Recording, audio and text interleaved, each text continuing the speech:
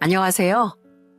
이기적이고 못돼 먹은 신우일 혼쭐 내줬던 40대 여자입니다. 제 남편의 여동생인 신우인 제가 본 사람 중 가장 못되고 아나무인인 사람이었어요. 그리고 결국 도가 지나쳐버린 신우의 꼬락선일, 이젠 도저히 두고 볼 수가 없어 저는 두 팔을 걷어붙이고 말았었죠. 자기 자신의 미래를 위해서라면 자식까지 버리려고 들었던 제 신우의 얘기를 지금부터 시작해보도록 하겠습니다. 어린이집 선생으로 일하던 전 나이 30대 중반에 평범한 회사원인 남편과 결혼했어요. 남편은 저와 사이가 좋았던 제 두 친정 오빠처럼 다정다감하고 성실한 사람이었죠. 그런데 결혼하고서 보니 남편보다 5살, 저보다는 2살 어렸던 시누이가 자꾸 거슬리더군요. 엄마, 내가 제일 아끼던 치마 혹시 빨았어? 뭐? 그걸 왜 오늘 빨았어? 네가 세탁기 바구니에 내놨었잖아. 그래서 빨았는데 왜 오늘 꼭 입고 나가야 돼? 나 오늘 소개팅 있단 말이야. 아무리 내가 빨래통에 내놨어도 나한테 좀 물어보고 빨았어야지. 시부모님과 함께 살던 시누인, 철딱선이 없고 이기적인 막내딸 그 자체였어요. 자긴 집안일에 손 하나 까딱 안 하면서 툭 하면 시부모님에게 신경질 내기, 밥상 앞에 앉아서 반찬 투정해 아무한테나 물 떠와라 국 떠와라, 진짜 상전이 따로 없었죠. 그럴 때마다 시부모님은 혼을 내긴커녕 쩔쩔매며 오히려 사과하기 바쁘셨습니다. 제게 민망해하며 그런 신우일 야단치던 사람은 제 남편이 유일했어요. 당신도 알지? 우리 부모님이 나한테 시큰둥이 하시는데 민영인 예뻐서 어쩔 줄을 몰라 하시는 거. 부모님은 걔가 어릴 때부터 늦둥이라고 오냐오냐 키우셨어. 게다가 걔가 공부 잘해서 치대 가고 치과 의사까지 된 후부턴 완전히 집안의 위인이라도 난 듯이 떠받드셨다니까. 두 분은 밖에 나가면 내 얘긴 하나도 안 하셔. 처음부터 끝까지 민영이 자랑뿐이지. 처음엔 너무 보기 싫었어도 시부모님이 괜찮다는데 제가 나서기도 애매해 그냥 가만히 있었어요. 어차피 남편이 나서 신우에게 뭐라고 하기도 했고 그렇게 자주 보는 사이도 아니었으니까요. 그런데 제가 편해지기 시작했는지 신우이는 슬슬 제게도 버릇없이 굴더군요. 새언니, 국이 왜 이렇게 짜요? 짜게 먹으면 건강에 안 좋은 거 몰라요? 물 좀 가져다 줘요. 물이라도 부어 먹게. 아가씨가 직접 떠와요. 어느 날 신우인 건방지게 국이 짜네 어쩌네 하며 제게 물을 떠오라고 시켰습니다. 그 모습에 당황한 남편은 버럭 화를 내려 입을 벌렸어요. 하지만 저는 그런 남편을 막고 신우이를 향해 명령조로 말을 돌려줬죠. 그러자 신우인 당황에 맞지 않더군요. 아가씨는 손이 없어요? 발이 없어요? 직접 떠오라고요. 그게 싫으면 그냥 먹지 말던가요. 집에서 아가씨는 손 하나 까딱 안 하면서 어디서 감사하게 먹지 못할 망정 사람을 또 부려먹으려 들어요? 아니, 전 그냥 밥 한 사람이 새언니니까.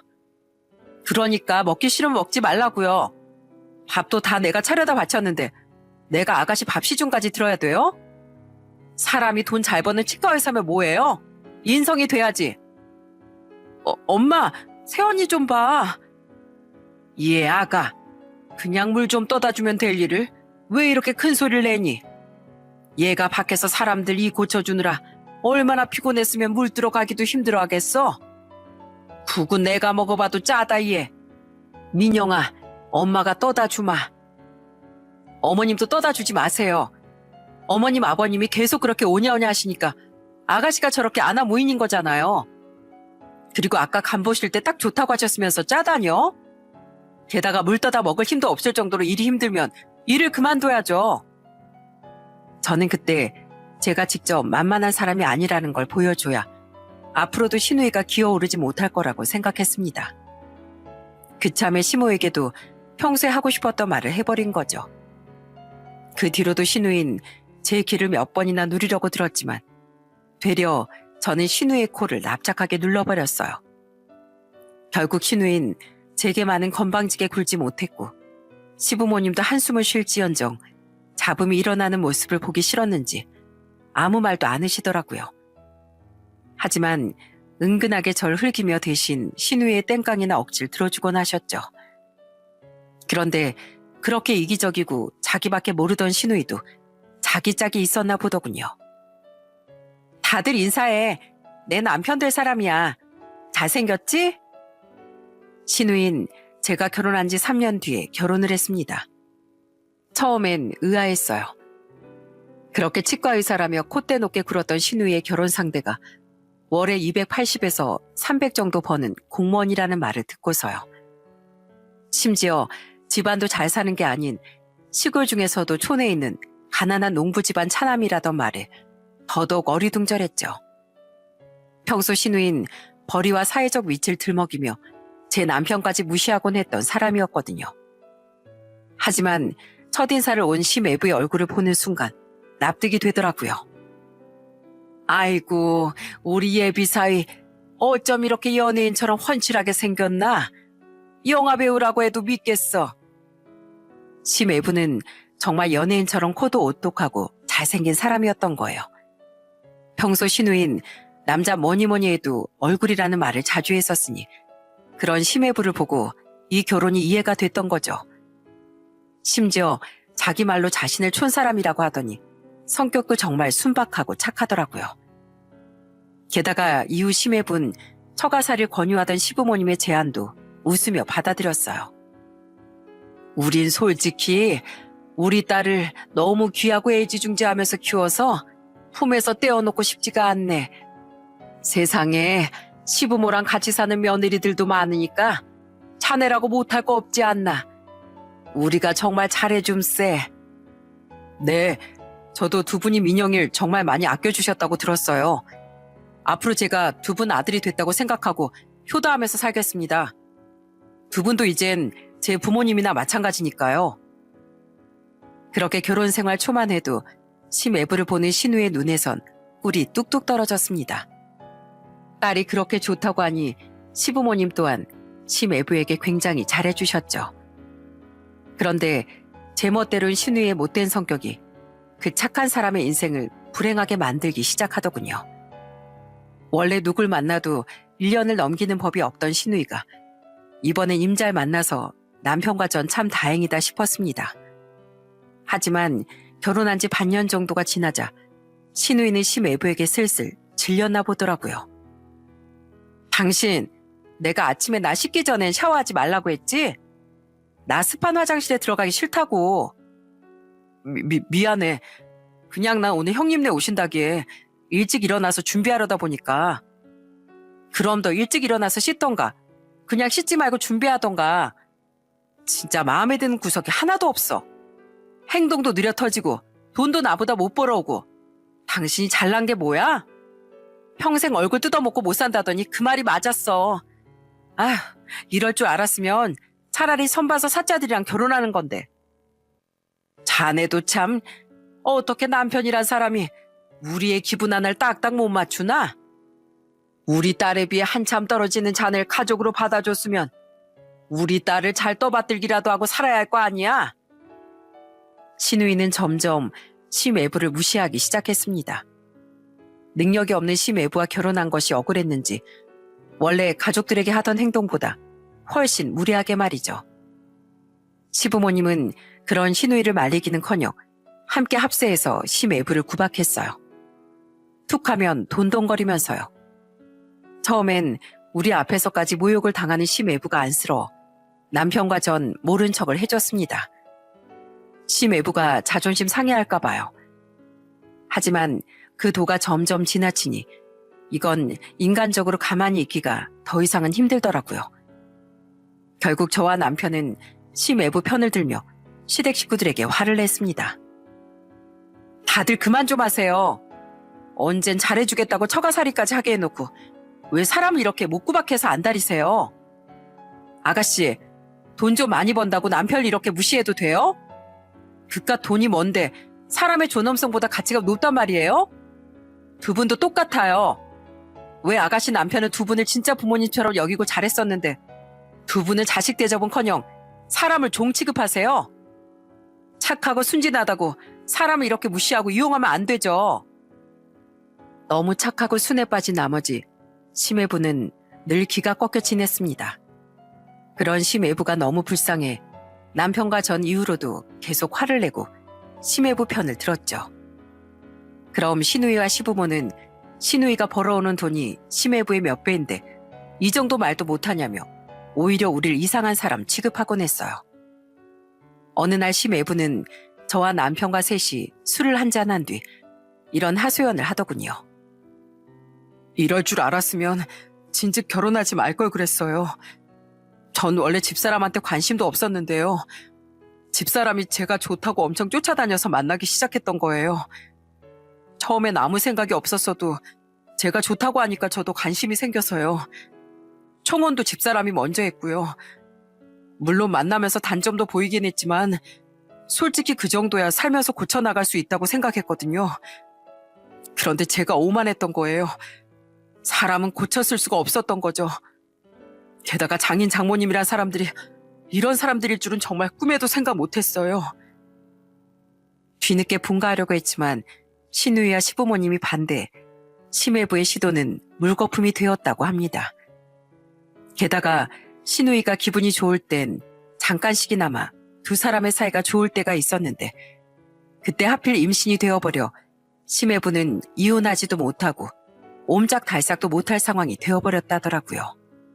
당시 신우인 임신 5개월쯤 됐던 시기였거든요. 때문에 히스테리까지 더욱 심해져 참다 못한 심해부가 우릴 찾아와 하소연까지 했던 거죠. 저 더 이상은 못 참습니다. 이젠 제 애고 뭐고 이 집안하고 관련된 건 죄다 꼴도 보기 싫어요. 전 이혼할 테니까 저한테만 맡겨놨던 육아도 집안일도 이젠 장인 장모님이 다 하세요. 아니면 당신이 하던가. 심해부는 그래도 아이가 태어나면 신우이가 조금 달라질 거라는 기대를 놓지 못했습니다. 하지만 아이가 태어난 후 신우이의 히스테리는 더욱 심해지기만 했어요. 애 낳느라 망가진 몸이 안 돌아온다. 일할 때 허리 아파 돌아가시겠다. 이게 다 당신 애를 낳은 탓이다 하면서요. 그럼 옆에서 시부모님은 자네 때문에 우리 딸 인생이 힘들어졌다며 입에 아주 거품을 물곤 했죠.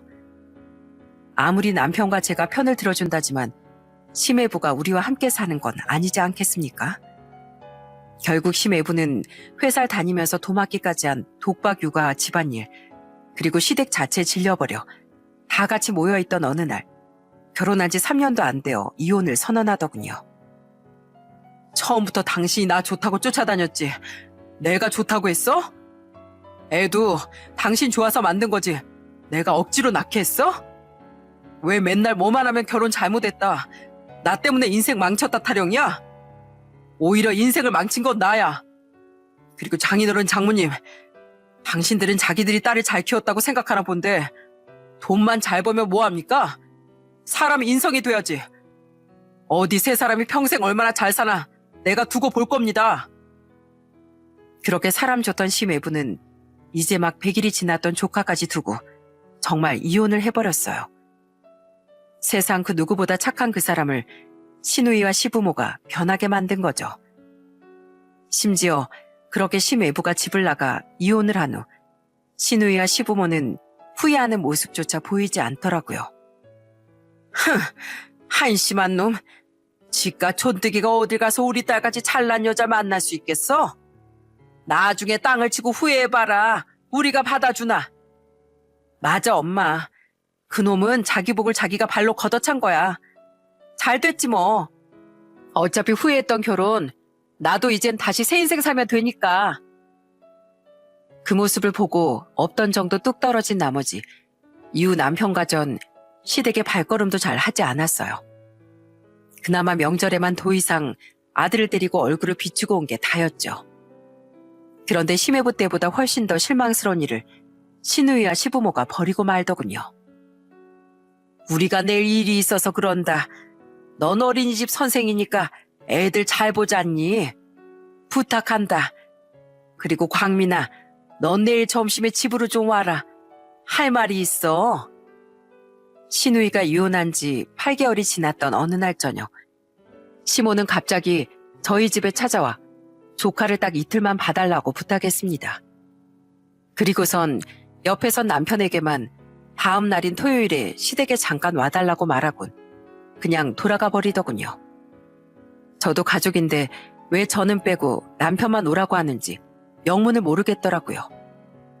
때문에 빈정이 좀 상하긴 했지만 구태여 따지고 들고 싶진 않아 다음날 전 남편만 시댁에 보냈었어요.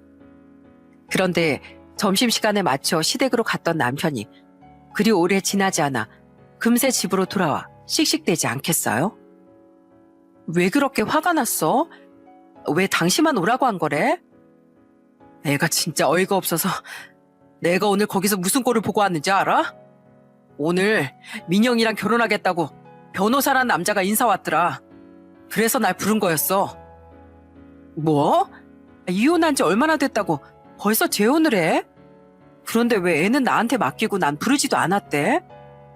아휴, 내가 진짜 기가 막히고 창피해서 말하기도 민망하다. 민영이 걔가 그 남자한테 이혼하고 애까지 있다는 걸 숨겼더라. 처음엔 이게 무슨 상황인가 싶어서 우선 들어봤는데 눈치가 딱 그렇더라고. 게다가 세상 조신한 여자인 척 나한테 오빠 오빠 하면서 조신하게 구는데 진짜 황당해서 말이 다 안 나왔어. 그래서 어머니가 당신한테 애를 맡겼던 거야. 애가 있는 거 들키면 안 되니까. 남편의 말에 저는 입을 떡 벌렸습니다.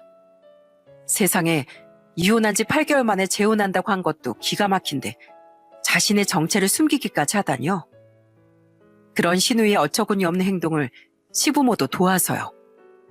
심지어 남편이 눈치로 보니 신우이는 그 남자를 이혼하기 전부터 만난 것 같다고 하지 않겠어요? 물론 어디까지나 심증일 뿐이지만은요. 내가 어이가 없어 하니까 부모님이 양쪽에서 제발 가만히 있으라고 눈치 주고 어르고 달래고 타박도 하더라. 근데 도저히 그 꼴을 보고 있을 수가 없어서 그냥 뛰쳐나와 버렸어. 이게 말이 된다고 생각해? 다들 정신이 나간 거야.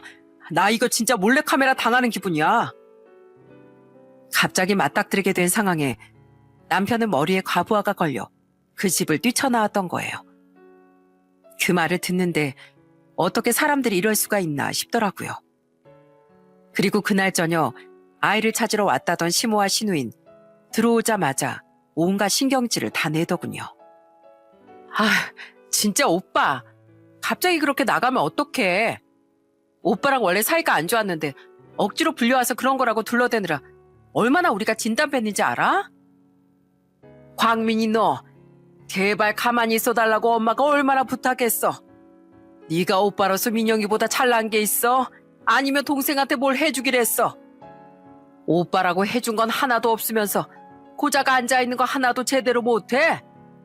너 때문에 네 동생 결혼 틀어줬으면 네가 책임질 거야? 지금 이게 나한테 화를 낼 일인가요? 어머니, 진짜 어쩌다 이 지경까지 되신 거예요? 이 결혼은 말도 안 돼요. 게다가 지금 당장 애 존재를 숨긴다고 한들 그걸 평생 숨길 수 있을 거라고 생각해요? 못 숨길 건 또 뭐가 있니? 그래, 안 그래도 오면서 그 말 하려고 했다. 우리가 어젯밤부터 곰곰이 생각해봤는데 용준이 아예 너희가 좀 키워라. 예미야, 오늘 용준이 보는 거 별로 안 힘들었지? 어차피 넌 어린이집 선생이고 아들도 있어서 애 하나 더 키운다고 힘들 거 없지 않니? 그러니까 앞으로 용준이 네 애다 생각하고 네가 키워. 그럼 우리 민영이가 들킬 일도 없잖아. 네 애라고 하면 되니까. 시모와 시누인 화를 내던 남편의 말을 비웃었습니다. 그리고는 제게 조카를 아예 데려다 키우라는 황당한 말을 하더라고요. 당연히 전 길길이 날뛰었어요. 장난치세요? 버젓이 애 엄마 아빠가 다 살아있는데 제가 왜 용준이를 데려다 키워요? 그리고 아가씨, 정신 차려요. 아무리 사람이 못되고 이기적이라고 해도 그렇지 어떻게 자기 인생을 위해서 애를 버려요? 그리고 이건 애초에 그 남자랑 그 남자 집안도 농락하고 무시하는 행동이에요. 난 절대 애도 못 키우고 이 결혼 찬성도 못해요. 애 아빠도 자기 인생만 찾아 떠났는데 왜 나만 이기적이라고 그래요? 애나 다른 사람 인생이 어찌 되든 나도 내 인생부터 챙겨야죠. 아, 새언니, 혹시 돈 때문에 그래요? 그럼 내가 돈 줄게요. 다달이 100, 아니 그 100에 양육비는 따로 챙겨줄게요. 어차피 전 돈 잘 버니까요. 그럼 됐죠? 되긴 뭐가 돼요? 아가씨는 전부터 돈이면 사람도 무시해도 되고 뭐든 해결되는 줄 아나 본데 착각하지 말아요. 이건 돈이 아니라 윤리적인 문제라고요. 그리고 고모부가 이기적이라고요? 물론 애까지 두고 간 건 안타깝긴 하지만 고모부는 그저 피해자일 뿐이에요. 착한 용준이 아빠랑 아가씨는 교집합으로 묶일 수가 없는 다른 부류라고요. 제발 사람 좀 되세요. 예, 이게 보자 하니까 어디다 대고 사람이 되래? 네가 우리 딸보다 직업이 좋아, 돈을 잘 벌어? 잔말 말고 애나 맡아서 키워. 너네 애초에 결정권이 없으니까 시키는 대로 하라고. 이제 와 사는 말이지만 너 정말 예전부터 마음에 안 들었다. 감히 잘난 것도 없으면서 우리 딸을 가르치려고 들었던 거, 그 보잘것없는 진서방 편들면서 우리 딸을 몰아세웠던 거 전부. 너 이해 못 맡으면 당장 이혼부터 시킬 줄 알아. 알았어? 그러니까 너 이혼녀 되기 싫으면 잔말 말고 시키는 대로 해라. 그러자 저는 신우이와 시모에 정말 바닥을 봤습니다. 돈으로 해결하려는 신우이와 그것까지 거절하고 쓴소리를 하니 막무가내로 화를 내던 시모의 모습을 말이죠. 정말 기가 막히고 황당한 그 말에 결국 남편은 시모의 품에 애를 떠넘기듯 안겨준 뒤 그들을 내쫓아버렸어요. 누구 마음대로 이혼이에요? 진짜 전 어머니도 민영이도 지긋지긋해요. 아무리 억지를 써도 우린 이해 못 키우니까 데리고 가세요. 그리고 이 결혼 저랑 집사람은 절대 반대니까 진행할 생각 꿈도 꾸지 마세요. 사람을 무슨 호구로 보는 것도 아니고 애가 짐짝도 아닌데 어떻게 이럴 수가 있나 싶었습니다.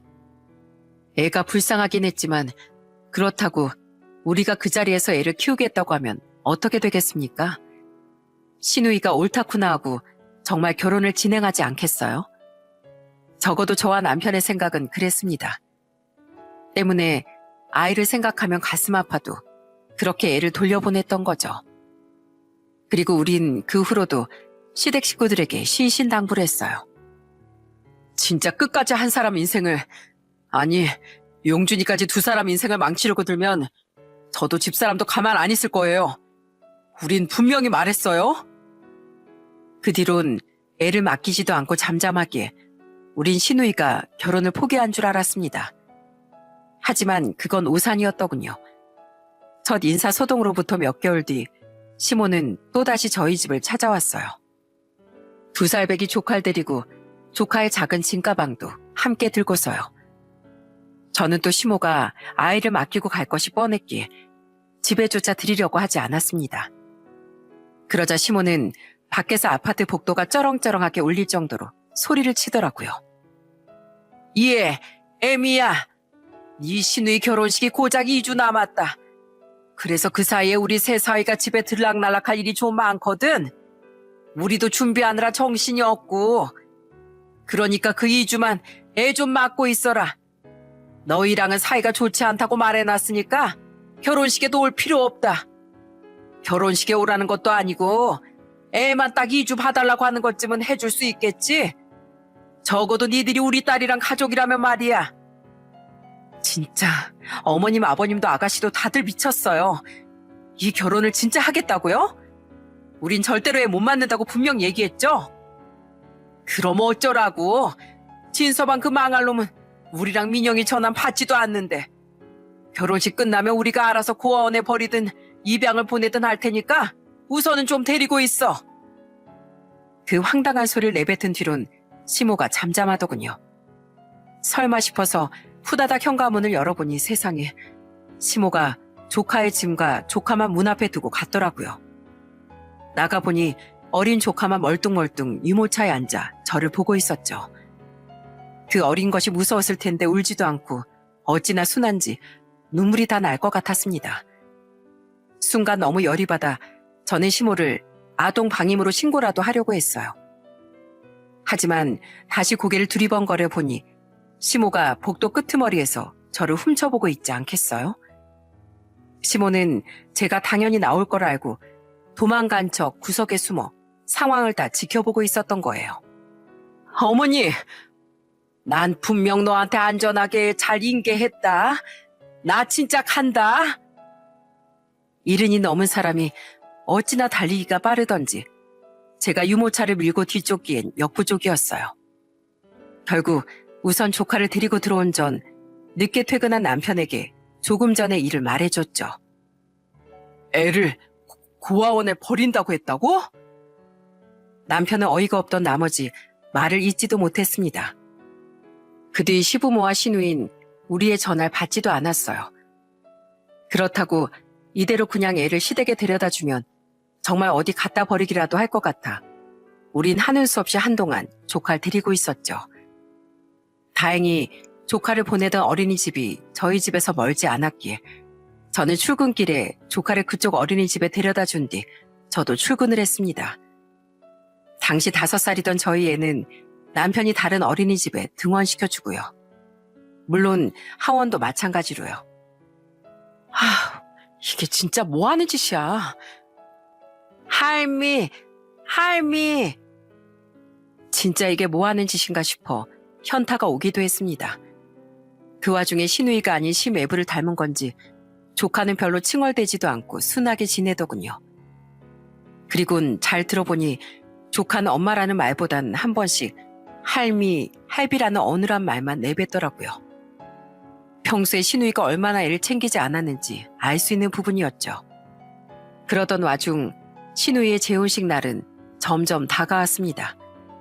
그리고 저와 남편은 결국 결심했어요. 아가씨 거짓말로 한 사람의 인생을 농락당하게 할 순 없어. 우선 이 결혼 우리가 막자. 바로 시누이의 결혼을 막기로 말이죠. 그렇게 우리 둘은 시누이의 재혼식 날 결혼식장으로 향했습니다. 저희 아들은 친정 부모님께 잠깐 맡기고 조카만 데리고서요. 찾아보니 모바일 청첩장이 떡하니 시누이 SNS에 올라와 있어 결혼식장이야 쉽게 알아낼 수 있었거든요. 너희들이 여긴 왜? 걘 또 왜 데리고 왔어? 엄마가 결혼하는데 어떻게 아들이 빠질 수가 있겠어요? 용준아, 외할머니, 외할아버지 보고 싶었지? 할미, 할비. 아이를 안고 나타난 우리를 보고 식장 앞에서 인사를 하고 있던 시모와 시부는 경악을 했습니다. 저는 그런 두 사람에게 태어난 척 남편 품에 안겨있던 조카의 손을 들어 인사를 시켰어요. 조카는 아무것도 모르고 시모와 시부를 불러댔죠. 그러자 반대편에 서 있던 시누이의 재혼남 부모 중 모친이 황당한 표정이 되어 묻더군요. 엄마? 외할머니, 외할아버지? 안사돈, 이게 대체 무슨 소리입니까? 아유, 아무것도 아닙니다. 얘들이 장난치는 거예요. 우리가 말했었죠? 민영이가 지 오빠 내외랑 사이가 안 좋아서 결혼식에도 안 불렀다고요. 그런데 이 애들이 기어코 와서 이런 골탕을 먹이려고 드네요. 얘는 우리 아들이에요. 얘 광민아, 애미야. 평소에 돈 잘 버는 우리 민영이한테 자격지심이 심했어도 그렇지 어디서 이런 못된 장난질을 쳐. 얼른 가. 에이, 어머님이야말로 장난 그만 치세요. 딱 봐도 여기 눈이 아가씨랑 판박인데 용준이가 어떻게 우리 애예요. 두 분이랑 아가씨가 그렇게 딱 잡아댈 줄 알고 우리가 증거사진도 가져왔어요. 여기 우리 용준이 새할머니 할아버지 되실 분들 이것 좀 보시겠어요? 이게 우리 아가씨가 용준이 낳았을 때 산후조리원에서 애 안고 찍은 사진이고요. 이건 용준이 친아빠랑 아가씨랑 용준이 셋이서 찍은 가족 사진이었어요. 애 아빠는 애 100일 좀 지나서 이혼하고 이 집안 지긋지긋하다고 연락을 끊었고요. 우리 아가씨 얼굴 맞죠? 시모와 시부는 얼굴이 사색이도 했습니다. 시모는 황급히 애가 우리 아이라고 둘러대며 우릴 쫓아내려고 들었어요. 시부는 옆에서 남편의 팔을 마구 이끌었고요. 하지만 우린 꼼짝도 하지 않았고 저는 미리 챙겨온 사진을 핸드백에서 꺼내 재혼남의 부모에게 보여줬습니다. 이미 시댁 식구들이 잡아댈 걸 대비해 증거를 챙겨온 거죠. 재혼남의 부모와 뒤늦게 소란을 두고 다가왔던 시누이의 재혼남도 다가와 그 사진을 보곤 얼굴이 새파래지더군요. 저는 의기양양한 목소리로 말했어요. 이렇게 놀래켜드려서 죄송해요. 그런데 더 늦기 전에 이렇게라도 사실을 폭로하고 이 결혼을 막아야 될 것 같았어요. 우리 아가씨 2살 배기 이해가 막 100일 좀 지났을 때 이혼했어요. 하도 돈 잘 번다고 자기 부모랑 같이 자기 남편한테 갑질하고 애도 집안일도 팽개쳐 두다가요. 그리고 애는 우리한테 맡기고 결혼한 적도 없는 척 그쪽하고 결혼하려고 했던 거예요. 죄송합니다. 이 집안에 유일하게 정신 멀쩡하게 박혀있던 사람으로서 진즉 말렸어야 했는데 이제 와서 모든 걸 알려드려서요. 정말 죄송합니다. 그리곤 저도 남편도 사과의 말과 함께 그들에게 머리 숙여 사과도 했죠. 어쨌든 가족의 일이니 가족으로서 사과해야 한다고 생각했으니까요. 그 와중에도 시모와 시부는 포기하지 않고 우릴 끌어내려고 하더군요. 하지만 우린 그런 시부모를 뿌리치고 자리에 얼어붙은 남자 쪽 가족을 뒤로한 뒤 이번엔 신부 대기실로 향했습니다. 이미 소란을 보고 하객들은 수군대고 있었고 신부 대기실의 분위기 또한 어수선했어요. 저는 얼굴이 하얗게 질린 신우이를 보고 웃으며 말했죠. 아가씨, 좋은 날인데 아가씨 아들이랑도 사진 찍어야 되지 않겠어요? 용준아, 엄마 오늘 예쁘지? 엄마한테 안겨서 사진 찍을까? 엄마! 어머, 애가 엄마를 한 번도 안 찾길래 엄마 얼굴도 까먹은 줄 알았더니 보니까 반가워하긴 하네요. 당시 걸음마를 시작한 지 얼마 안 됐던 조카는 자기 엄마에게 다가가고 싶은지 버둥거렸습니다. 남편은 그런 조카를 놔주었고 조카는 뒤뚱뒤뚱 신우이에게 향했어요. 하지만 신우인 그런 조카를 안아주기는커녕 기겁하는 표정을 지으며 치우라고 소리치더군요. 애 데려가요 빨리. 쟨 오늘 여기 있으면 안 되는 애였다고요. 새언니 진짜 왜 이래요? 엄마가 내 결혼식 끝나면 애 고아원에 보내든 뭘 하든 알아서 하겠다고 분명 말했다면서요. 그럼 된 거지. 대체 무슨 억하심정이 있어서 이러냐고요. 애 엄마라는 사람이 어떻게 애를 고아원에 버리겠다는 말을 그렇게 쉽게 해요? 그런 사람이 결혼했었다는 사실을 숨기고 결혼한다고 한들 제대로 된 가정을 꾸릴 수 있을 것 같아요? 혹시 남편 될 사람한테 우리 애라고 잡아댈 생각한다면 포기해요. 이미 우리가 밖에서 증거 사진들 다 보여주고 왔으니까. 어떻게 사람이 팔자 한번 피겠다고 여러 사람 인생을 다 농락하려고 들어요? 아가씨나 그런 아가씨를 도운 어머님 아버님이나 똑같은 사람들이에요.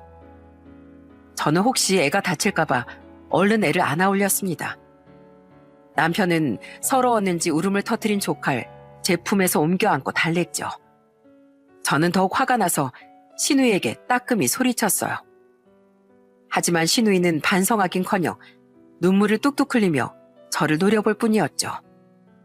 그런데 그 순간 누군가 저를 밀치며 신우이에게 달려들더군요. 어머님!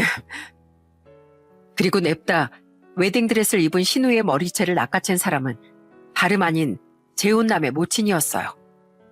그 아주머니는 신우이의 머리를 사정없이 흔들며 악을 썼어요. 이야, 이 불려우 같은 기집애야. 감히 우리 가족을 속이려고 들어? 이 자리에 지금 변호사 협회 사람들의, 우리 남편 지인들의, 심지어 국회의원까지 다 와 있는데 감히 우리 가족을 망신시켜?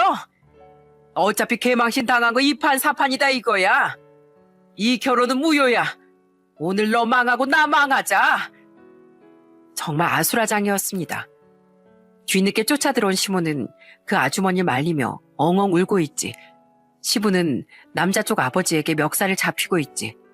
사람들은 수군대거나 혀를 끌끌 차지. 정말 난리통이 따로 없었어요. 저와 남편은 이만하면 우리 몫은 다 했다 싶어 조카를 데리고 식장을 나와버렸죠.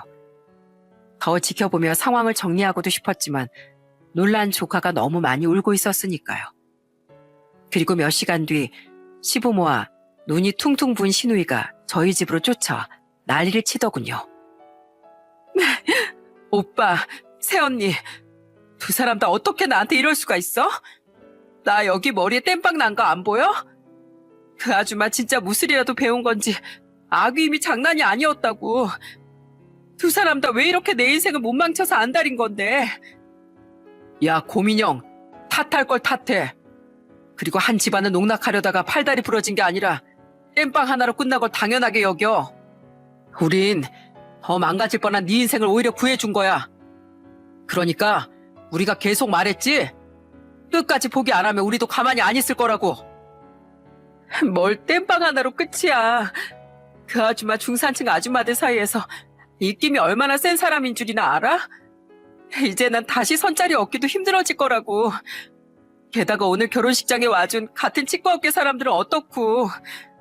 그 사람들 다 내가 거짓말한 거 모르고 재혼이라고만 알고 온 건데 내가 사기 결혼하려고 했다는 거 그 사람들도 다 알아버렸잖아.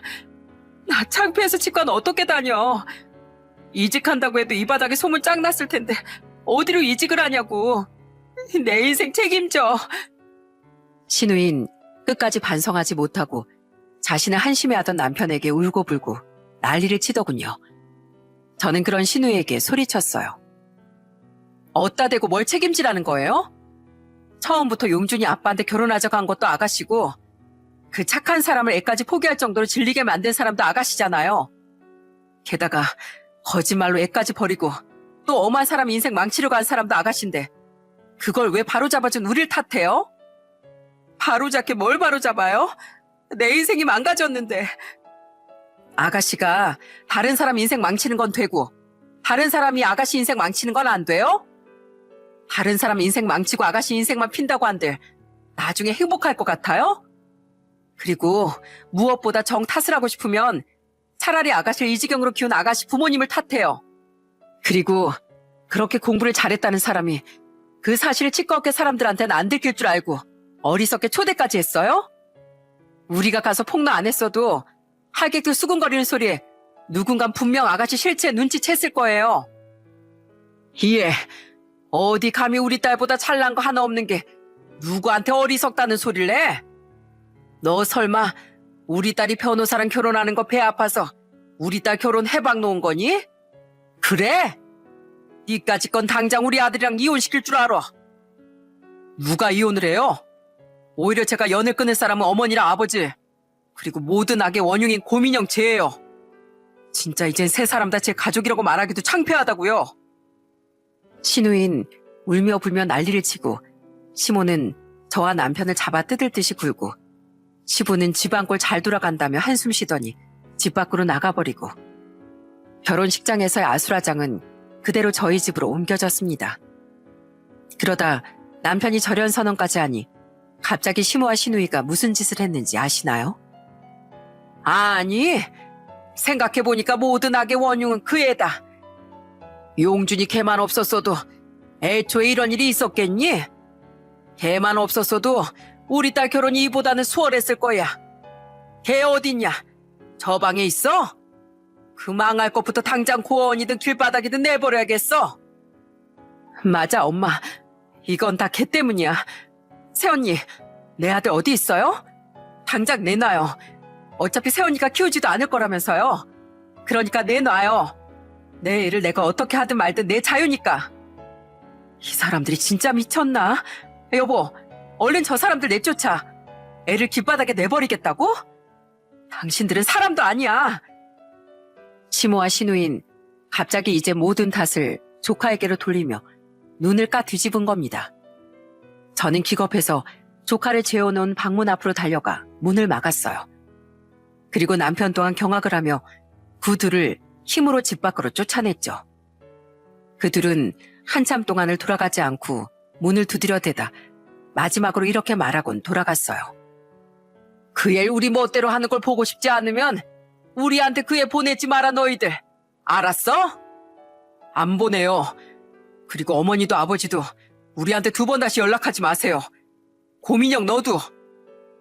당신들은 악마보다도 더 끔찍하고 무서운 인간들이야. 그런 인간들이랑 나 더 이상은 가족으로 못 살아. 살다 살다 어떻게 이런 사람들이 있을 수 있답니까? 저는 아무것도 모르고 버림받은 거나 마찬가지인 조카가 불쌍해 눈물까지 나더라고요. 이후 남편의 큰 이모님에게 듣기로 시누인 당연히 파혼당하고 그쪽 집안의 소송도 걸렸다더군요. 하필 상대가 변호사라 걸려도 단단히 잘못 걸린 거죠. 그 남잔 신우에게 걸 수 있는 소송이란 소송은 다 걸어버렸더군요. 또한 치과에서 공공연히 손가락질 받던 신우인 얼마 안 가 자기 발로 치과를 그만뒀다고 해요. 조그만 불편해도 못 참고 소리를 빽 질러대던 사람이니 그런 멸시를 참을 수가 없었던 거죠. 에휴, 게다가 내가 그래도 네 엄마 큰언니 아니니 걱정돼서 집에 좀 가봤더니 난리도 아니더라. 민영이 걔 집 나갔어. 집을 나가요? 그래, 치과도 그만두고 소문이 쫙 퍼져서 서울에선 이직하기도 힘들다고 민영이 걔가 그렇게 집에서 악다구니 쓴 모양이야. 애초에 너랑 네 처에게 애를 맡기자고 아이디어를 낸 게 네 부모인데 그 아이디어 때문에 자기 인생이 망한 거라고 말이야. 가족이란 존재 자체가 자기한테 도움이 하나도 안 된다고 짜증이랑 짜증은 다 내더니 결국 집을 구해서 나가버렸단다. 평소 남편과 좀 친했던 이모님은 전화로 남편에게 시댁의 소식을 알려주며 한숨을 푹 쉬시더군요. 그러니까 이젠 탓할 데가 없어진 신우인 그 화살을 이번엔 시부모에게 돌린 겁니다. 시모는 자신이 걱정돼 찾아온 이모님에게 그런 신우의 이야기라며 이런 이야기도 덧붙였다고 합니다. 언니, 아무리 우리가 오냐오냐 했어도 정도가 있지 어떻게 우리 탓을 할 수가 있어. 우리가 자기를 얼마나 귀하게 키웠는데 누구 덕에 치과 의사까지 된 줄 알고. 그래서 내가 참다 못해 한마디 했거든. 우리 널 위해서 그런 건데 어쩜 이렇게 애가 못돼 처먹었냐고. 그러니까 막 울다가 애가 집안 물건까지 다 깨부수는 거야. 자기 화를 못 참아서. 그래서 화가 난 내 남편이 애 뺨을 한 대 때렸더니만 바로 우리한테 저런 선언하고 집까지 나가버렸어. 아휴, 자식들 다 키워봤자 소용없다더니 그 말이 정말인가 봐. 그 말과 함께 시모는 이 모든 사달은 다 저와 남편 때문이란 하소연도 했다더군요. 결국 듣다 못한 이모님은 시모에게 따끔히 한마디를 남긴 뒤 시댁을 나왔다고 했죠. 서로 자기 안에서 문제 찾을 생각은 못하고 남 탓만 하기 바쁜 게 셋이 다 똑같다고 해줬다. 제일 문제는 자식을 그렇게 키운 네 부모라고도 말이야. 에휴, 참 내 동생이지만 어쩜 이렇게 한심하다니. 그렇게 남 탓만 하던 신우이와 시부모는 서로를 미워하며 갈라서게 됐습니다. 이후 신우인 경기도 외곽 쪽 치과에 취업을 하며 2년이 지난 지금껏 시부모와 연락하지 않고 그곳에서 혼자 살고 있다네요. 이젠 알만한 사람은 신우이에 대한 소문을 알기도 알 테고 나이도 적지 않으니 전처럼 순진한 남자를 꼬셔서 재혼할 생각은 아마 오래도록 못할 것 같아요. 또한 두 자식 모두에게 연락이 끊기자 외로웠는지 얼마 전 시모는 남편에게 연락을 해왔더군요. 광민아, 잘 지내고 있니? 넌 어쩜 이렇게 애가 마음이 모지니? 이젠 용준이도 자기 자리 찾아서 잘 지내고 산다며? 그래도 네가 자식이니 우리한테 먼저 와서 사과하거라. 그럼 우리도 못 이기는 척 너랑 애밀 받아주마. 그래도 가족끼리 얼굴은 보고 살아야지. 이 애미 쓸쓸하다. 민영이 걔네 애초부터 인성이 글렀어. 하지만 넌 착하니까 우리가 용서해 주려는 거야. 남편과 제가 자신들의 연락을 받지 않으니 시모는 남편에게 모르는 번호로 문자를 보냈던 겁니다. 끝까지 자신의 잘못은 인정하지 않고 마치 우리에게 자신들이 관용을 베푼다는 식으로요. 하지만 남편은 이렇게 답장을 하고 그 번호마저 차단을 해버렸죠. 저보다 모진 건 두 분이에요. 어떻게 그 어린애를 고아원에까지 버린다고 할 수가 있어요? 저는 두 분이 그렇게 무서운 사람들이었다는 사실이 아직도 무섭고 끔찍해요. 죄송하지만 전 용준이에게 미안해서라도 두 분을 여전히 보고 살 생각이 없네요. 그리고 두 분을 외롭게 만든 건 두 분 자신이에요. 끝내 부모에게 실망해 인연을 끊어낸 남편에게 잘했다고 말하기도 그렇다고 아니라고 말하기도 어려워 저는 그저 남편을 꼭 안아주었습니다. 한편 지금 조카는 다행히 행복하게 잘 살고 있어요. 우린 시댁 식구들과 절연한 직후 조카에 대해 진지하게 고민을 했습니다. 솔직히 불쌍한 조카를 키우려면 못할 것도 없다고 생각했어요. 하지만 조카에겐 엄연히 아빠인 심애부가 있었으니 심애부에게 마지막으로 연락을 해보는 게 맞다고 생각해 우린 고민 끝에 심애부에게 문자를 보냈죠. 시댁 자체에 질려버린 심애부는 우리의 전화도 받지 않았으니까요. 용준이 아빠 잘 지내요? 용준이 일이니까 이 문자 보면 꼭 연락 주세요. 용준이가 지금 갈 곳이 없어서 용준이 아빠가 데려가지 않으면 우리가 키워야 할 것 같아요. 우리가 키우는 건 상관없지만 그래도 진짜 부모가 키우는 거랑 아닌 거랑은 다르잖아요. 부디 용준이를 외면하지 말아줘요. 다행히 심애부는 1시간이 채 지나지 않아 전화가 걸려오더군요. 그리곤 다급한 목소리로 자초지종을 묻더라고요. 왜 용준이가 갈 곳이 없어요? 애 엄마는요? 저는 그런 심애부에게 그동안의 일을 전부 말해주었습니다. 그러자 그날 밤 늦게 심애부는 당장 우리를 찾아왔어요. 아이를 본인이 데려가겠다고요. 그리곤 우리 앞에 무릎 꿇고 앉아 한참을 울었죠. 그동안 우리 용준이를 내치지 않고 보살펴 주셔서 감사합니다. 제가 나쁜 아빠였어요. 애는 아무 잘못이 없다는 걸 알고 있었는데 정말 제 정신 자체가 산상조각나 있을 때라 그땐 애마저 원망스럽게 느껴지더라고요. 제 손으로 무려 100일을 넘게 직접 보살피고 키운 제 자식인데요. 울지 마세요. 그 마음 다 이해해요. 애초에 그런 여자에게 넘어가서 결혼까지 한 제 잘못이었어요. 그러니까 우리 애가 그런 서름을 겪게 한 것도 다 제 책임이에요. 저요, 사실 그 여자가 저랑 살 때부터 바람 피우고 있는 것도 어림짐작하고 있었어요. 그런데 어찌나 치밀하던지 물증을 못 잡겠더라고요. 그래도 더 이상 그 여자도 그 집도 참을 수가 없어서 바람 증거고 뭐고 그냥 빨리 이혼해버린 거예요.